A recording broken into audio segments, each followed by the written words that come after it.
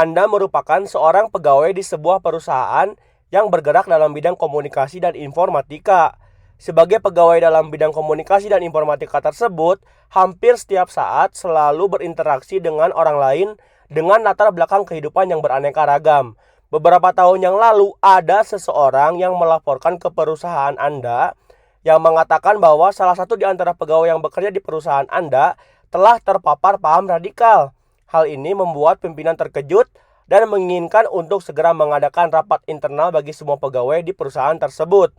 Besok pagi akan diadakan sebuah diskusi dan semua pegawai diminta untuk memberikan usulan terkait isu radikal yang masuk ke perusahaan Anda.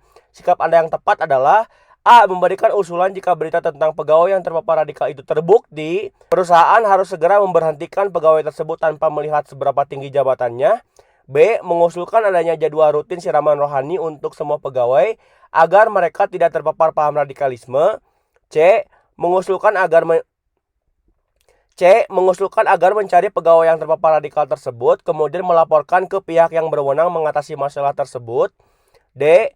Memberikan usulan agar perusahaan memeriksa terlebih dahulu kebenaran laporan tersebut, baru kemudian mengambil tindakan yang tepat. E. Mengusulkan agar perusahaan tersebut tidak terburu-buru mencari pegawai yang diduga terpapar paham radikalisme, karena bisa saja berita tersebut hoax. Oke, sekarang kita langsung bahas saja untuk soal ini. Di sini dijelaskan dalam teksnya yang paling ditekankan adalah ada seseorang yang melaporkan ke perusahaan Anda yang mengatakan bahwa salah satu di antara pegawai yang bekerja di perusahaan Anda telah terpapar paham radikal. Jadi, informasi yang didapatkan ini hanya baru sebagai ucapan dari seseorang yang melaporkan kepada perusahaan.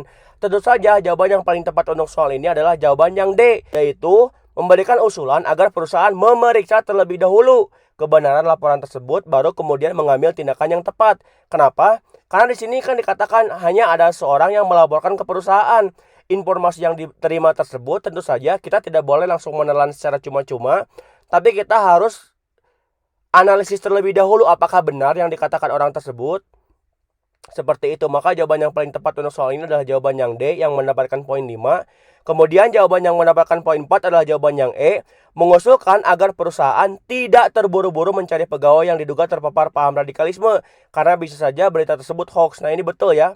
Kenapa ini mendapatkan poin 4 sedangkan yang D mendapatkan poin 5? Karena kalau untuk yang D di sini dijelaskan tambahannya, baru kemudian mengambil tindakan yang tepat. Tapi sedangkan yang E tidak mengatakan mengambil tindakan yang tepat, oke? Kemudian yang mendapatkan poin 3 adalah yang C, mengusulkan agar mencari pegawai yang terpapar radikal tersebut, kemudian melaporkan ke pihak yang berwenang mengatasi masalah tersebut. Ini bisa dilakukan jika sudah betul-betul terbukti bahwa informasinya adalah benar, bahwa ada orang yang memiliki pemahaman radikal dalam pegawai kita gitu ya.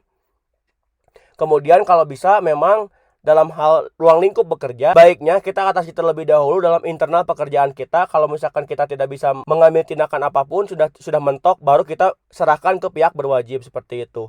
Kemudian yang mendapatkan poin 2 adalah yang B, mengusulkan adanya jadwal rutin siraman rohani untuk semua pegawai agar mereka tidak terpapar radikalisme. Ini betul ya, karena memang dengan meningkatkan pemahaman agama akan menjadi benteng untuk menangkap pemahaman radikalisme. Tapi di sini kurang tepat, karena hal yang pertama harus dilakukan adalah tadi memastikan bahwa informasi tersebut adalah benar terlebih dahulu. Kemudian jawaban yang mendapatkan poin 1 adalah yang A, yaitu memberikan usulan jika berita tentang pegawai yang terpapar radikal itu terbukti, perusahaan harus segera memperhatikan pegawai tersebut tanpa melihat seberapa tinggi jabatannya. Karena memang ini sudah betul-betul dipahami gitu ya oleh pimpinan perusahaan kita. Dan untuk soal ini tentu saja yang paling tepat adalah jawaban yang D. Tahapannya harus memastikan terlebih dahulu informasi tersebut itu apakah betul, apakah tidak hoax, apakah sudah yakin benar. Apabila sudah betul-betul benar, baru kita bisa mengambil tindakan yang lain. Oke?